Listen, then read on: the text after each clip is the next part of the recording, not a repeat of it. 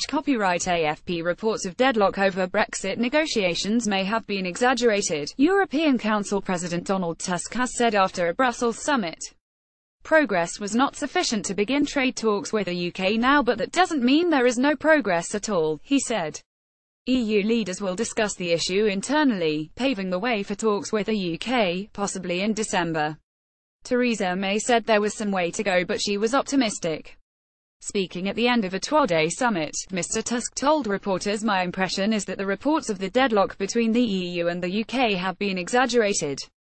The EU's chief Brexit negotiator, Michel Barnier, described the talks as deadlocked earlier this month.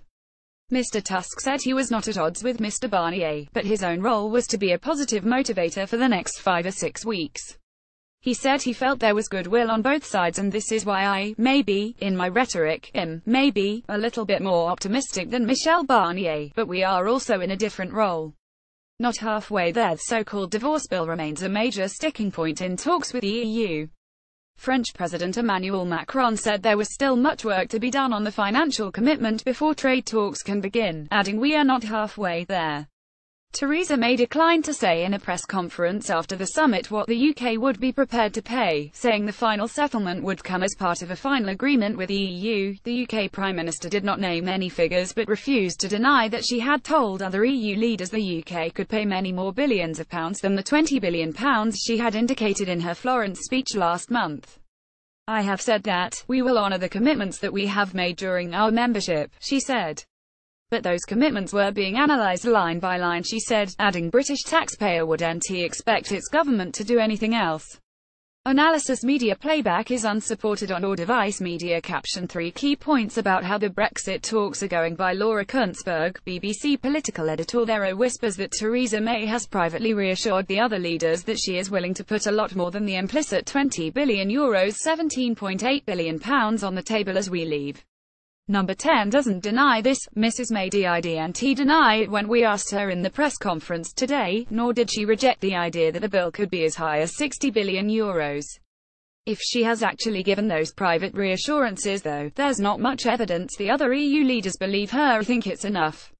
But if she is to make that case more forcefully, she has big political problems at home. Read Laura's blog. She said the two sides were within touching distance of a deal on other issues, particularly on citizens' rights. "I am ambitious and positive for Britain's future and for these negotiations, but I know we still have some way to go," she said. The UK is due to leave the EU in March 2019, following last year's referendum result. It had hoped to move on to Phase 2 of negotiations covering future trade arrangements after this week's summit. But EU leaders took just 90 seconds to officially conclude that not enough progress has been made on the issues of citizens' rights, the UK's financial obligation and the border in Northern Ireland, but internal preparations would begin for Phase 2. The Prime Minister made a personal appeal to her 27 EU counterparts at a working dinner on Thursday night, telling them that we must work together to get to an outcome that we can stand behind and defend to our people. BBC Europe editor Katja Adler said all EU leaders knew Mrs. May was in a politically difficult situation and did not want her to go home empty-handed, so had promised they would start talking about trade and transmission deals among themselves, as early as Monday.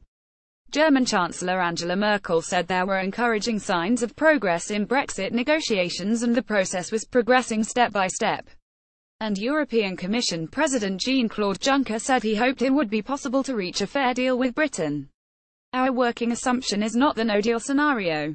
I hate the no-deal scenario. I don't know what that means," he said. Get news from the BBC in your inbox each weekday morning.